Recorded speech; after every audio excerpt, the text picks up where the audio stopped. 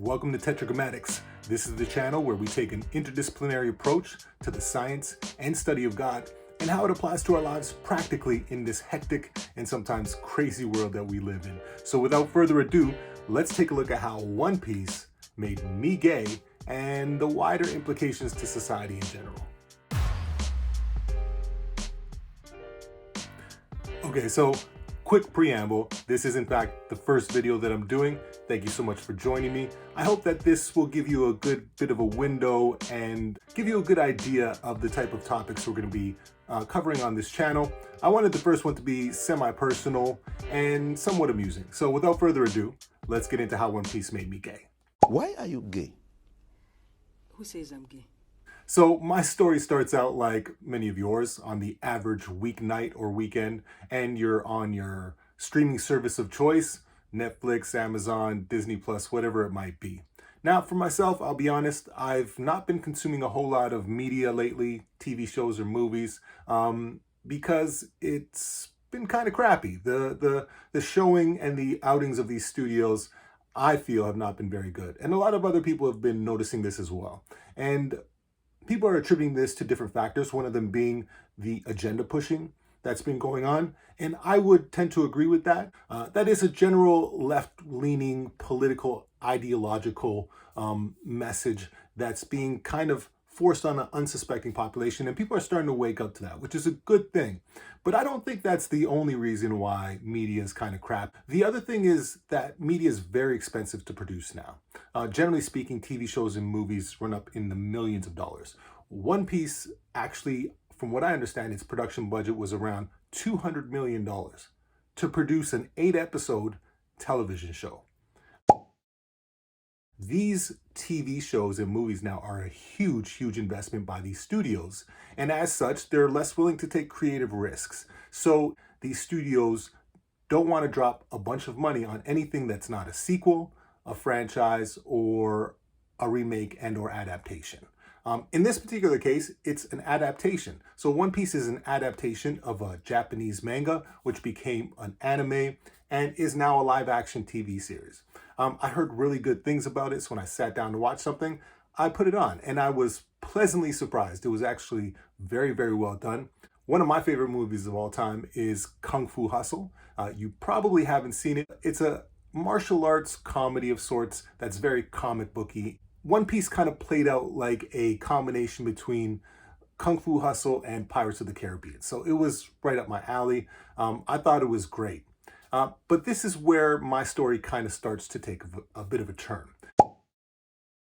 So I'm watching the first episode and a character is introduced fairly early on. I'll put their picture up on the screen. And I found myself reacting to this character in a bit of an interesting way. I found myself being attracted to them, which was weird because they were a man and I'm heterosexual. I'm fairly secure in my heterosexuality. I wasn't shocked. I wasn't appalled. I didn't fall into any extreme homophobia.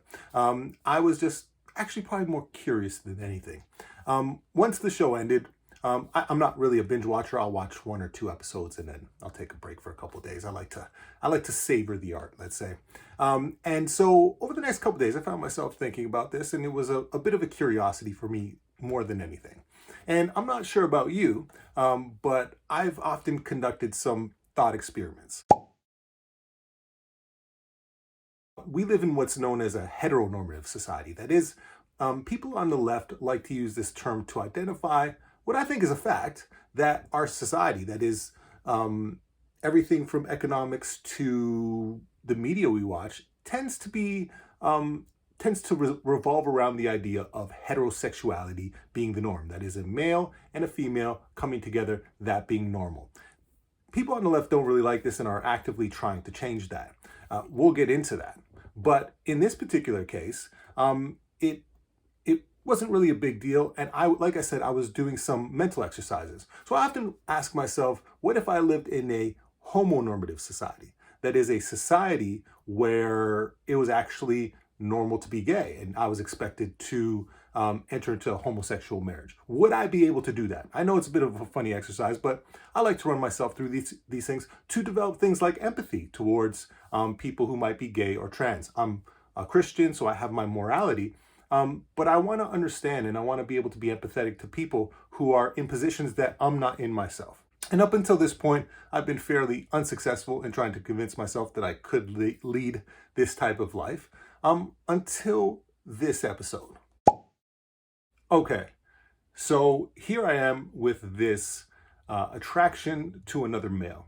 And again, you could say whatever you want about that, but I was more curious than anything. Fast forward a couple nights to me watching the second episode.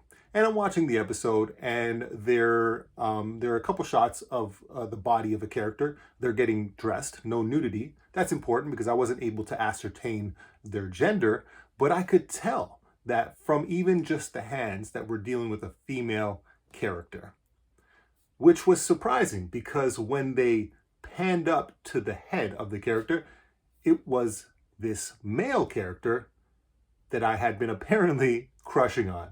Now, as soon as that happened, boom, I knew exactly what was going on here. I got on my phone, Googled the actor, and indeed, we were dealing with a trans male. That is a biological female that had transitioned to being a male. This presented a bit of an interesting conundrum.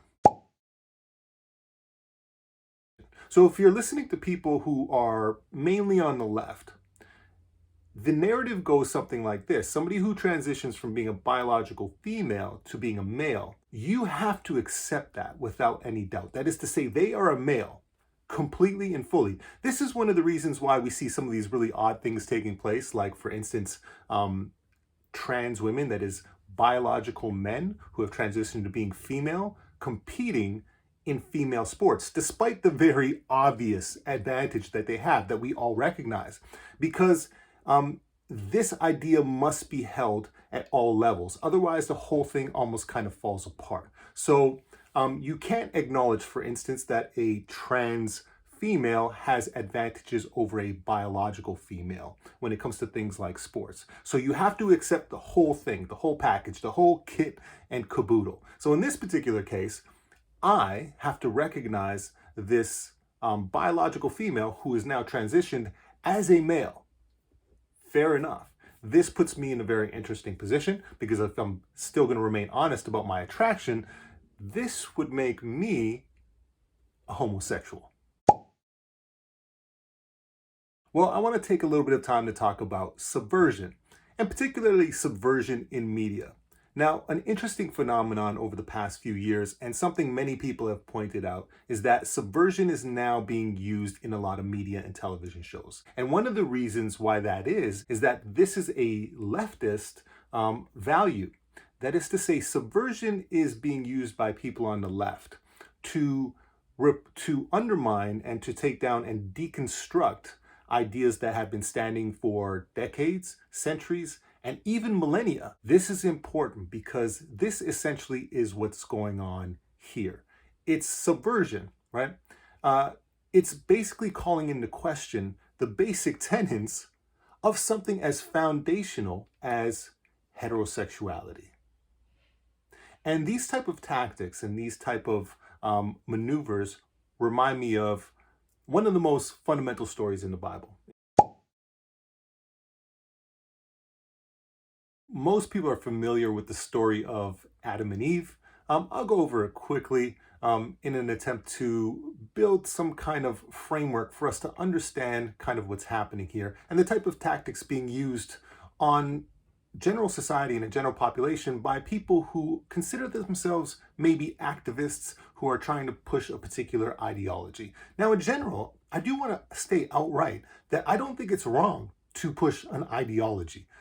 I do kind of think it's wrong to do it in certain ways, to do it on people who are maybe vulnerable or who don't know that an ideology is being pushed in the first place. But as somebody who would consider themselves a Christian, part of my faith is kind of pushing my ideology. In fact, part of doing this video is a display of my ideology and giving a reasoning for it to anybody who might be interested, whether you're an atheist, a Christian, or somebody who just wants to be angered by somebody on the internet.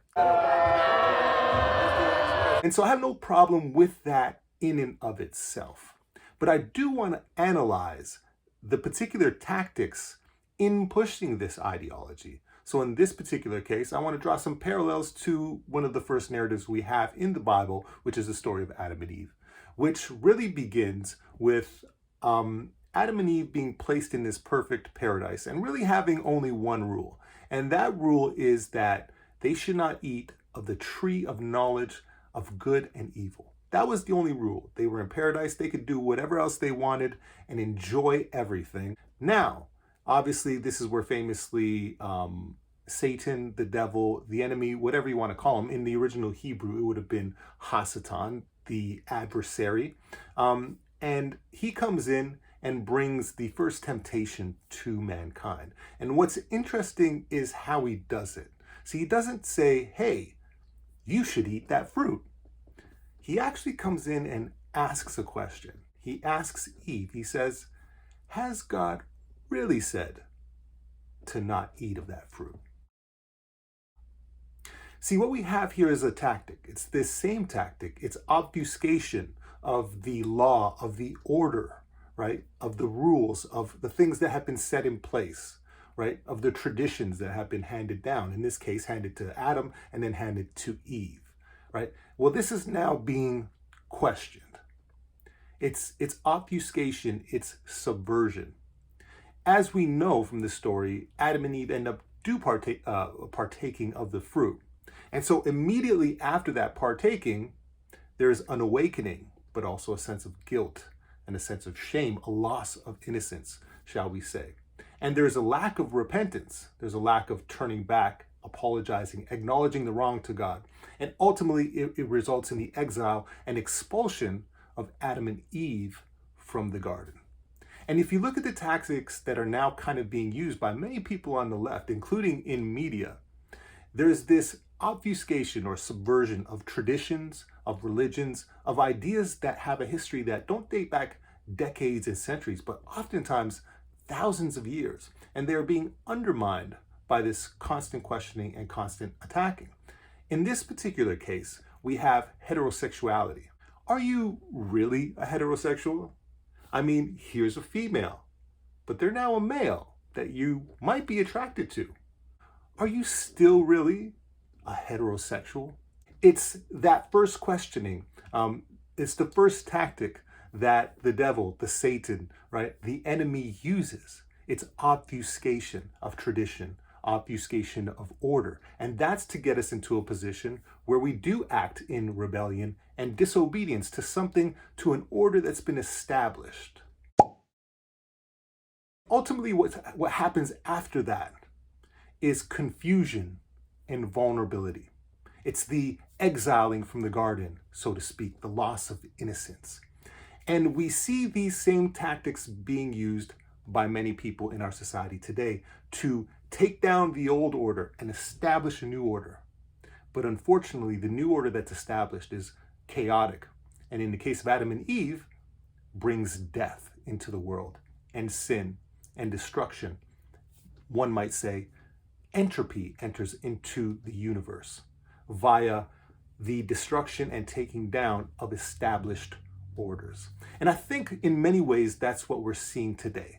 We're seeing the established order that we've inherited from thousands of years of history, from our ethnicities, our nationhoods, our religions, and they're all simultaneously being deconstructed. They're being obfuscated. They're being subverted in hopes and in an attempt to put something better in its place. And so ultimately, why do I say all of this? Well, number one, we're in the midst of a cultural battle. People have called it the culture wars. The truth is that there's nothing new per se about this. We've been in culture wars from the very beginning of time. We're constantly being fought over, the population, the masses. Ideas are constantly vying with one another, right? The zeitgeist, the spirit of the age, how to maneuver people is this thing that's constantly changing. And we're in a very intense period where there's so much change happening and there's so many forces pulling us in different directions. And so here we are. And what do we do about this time? Maybe you find yourself in this same place that Adam and Eve were, right? Now at this point in a position of confusion, vulnerability, a sense of exile, a sense of loss. Well, I want to continue to explore these ideas on this channel because we are indeed in a culture war. We are indeed being pulled to and fro in different directions. And it's hard to navigate it now. And I would like for this channel to help people understand and start to make conscious choices on how they want to navigate this world that we now inhabit as a result of this ongoing battle that maybe we've been unaware of up until this point. I want to leave you with a quote from Scripture. It's Ephesians 4:14, and it reads that we should no longer be children, tossed to and fro and carried about with every wind of doctrine by the trickery of men in the cunning craftiness of deceitful plotting. Well, isn't that an apt quote for the day and age that we now live in today? I want to leave you with that. If you disagree with me, please comment below. That actually helps me. I like engaging in discussion, and it'll give me more ideas for videos.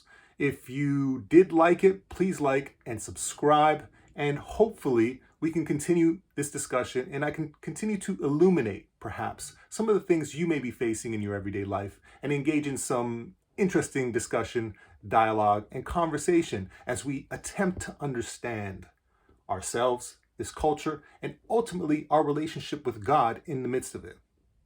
Thank you for joining me. God bless you, and I hope you have a great day.